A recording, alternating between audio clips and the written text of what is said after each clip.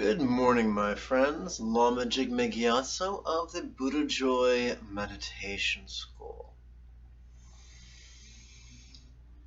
All of us, each of us, tend to be manipulative. Sometimes it's subtle, sometimes it's overt.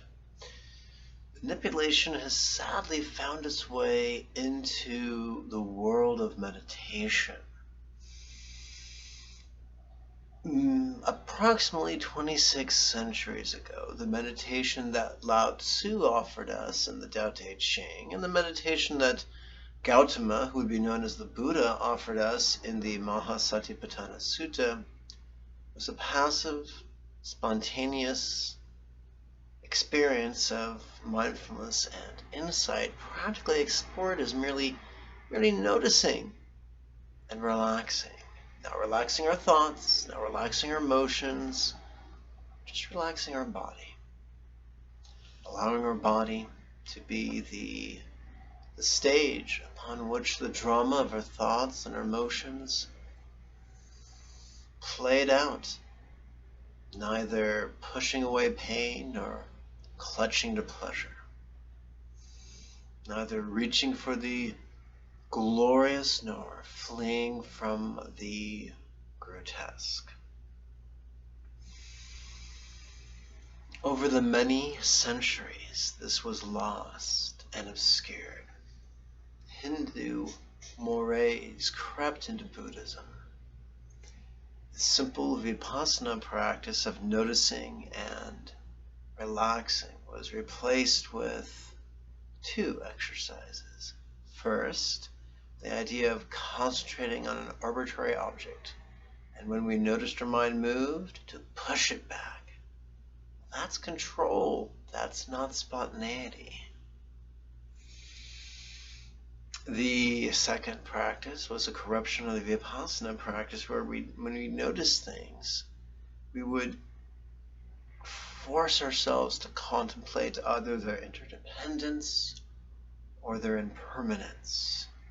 Well, that was nothing more than an intellectual remedy for what we noticed. But as such, it was acting upon the assumption that that which we noticed needed to be remedied. The great irony is that whatever we notice, be it glorious, be it grotesque, the ultimate remedy is to simply notice and relax, and everything else will take care of itself. Now, as a fairly traumatized fundamentalist for many years, that did not make sense to me. Over the decades, as I began flirting more and more with liberalism and rationalism and pragmatism, and estranging myself from superstition and fundamentalism and fear and the like, the possibility for this became more and more vivid. One of the great ironies in Buddhism is that the simplest practice that Buddha taught was hidden away in Tibet as the highest practice. And they called it Dzogchen, or Ati Yoga. And it is often symbolized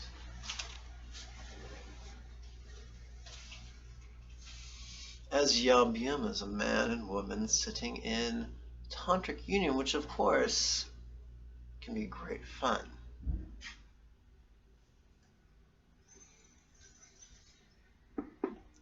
In a misogynistic culture, they viewed the male as perception, as representing perception, the female as representing the object of perception. And we saw the two played. They frolicked together. They did not try to overcome each other. They savored each other. And likewise, whatever our mind and our heart notices, we are not to push away or pull close, but to play with it, simply by noticing and relaxing.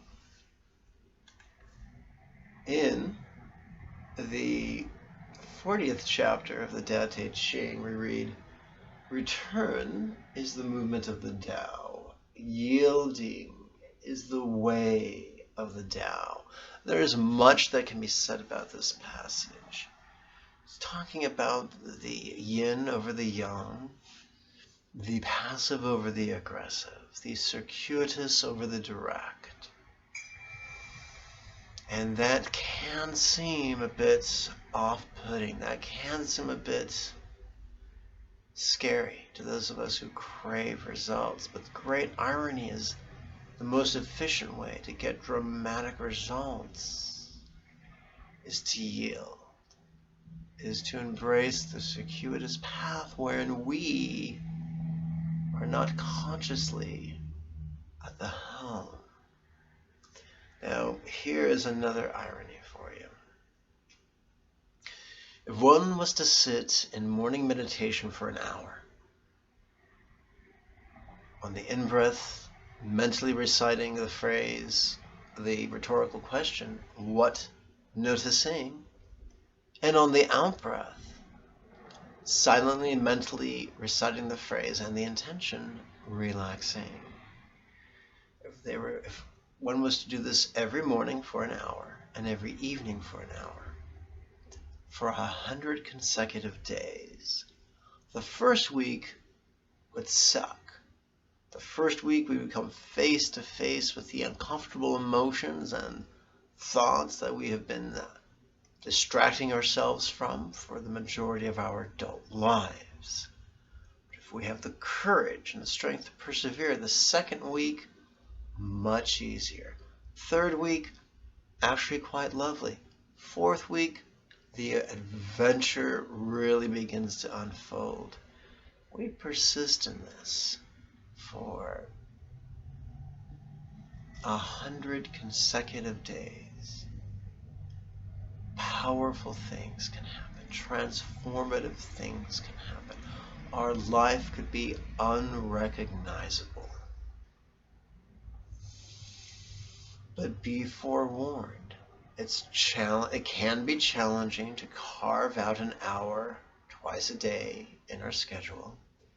It can be challenging to learn how to sit, whether it's on the floor, a meditation cushion, or a sofa, for an hour with our eyes closed. Before we see glorious things, we could see grotesque things. If we have the intestinal fortitude to persevere, great things could happen. Before I go, let me remind you that it's not our job to remedy the grotesque with reminders of impermanence or interdependence. It's far more efficient to relax on the out-breath and notice on the in-breath. Notice whatever we feel, regardless of how embarrassing or painful it is, regardless of how petulant or pessimistic it is. Notice it, relax, and it cannot harm us. Quick reminder, if you wish to participate in the Wednesday series of weekly webinars, you are most welcome to. You can participate over your smartphone or your tablet or your laptop or your desktop. It begins February 3rd. The classes are entirely by donation. Some give a lot, some give a little, some do nothing. Some give nothing. However much you give or don't give, show up 5 minutes early and do your damn homework. Bye-bye now.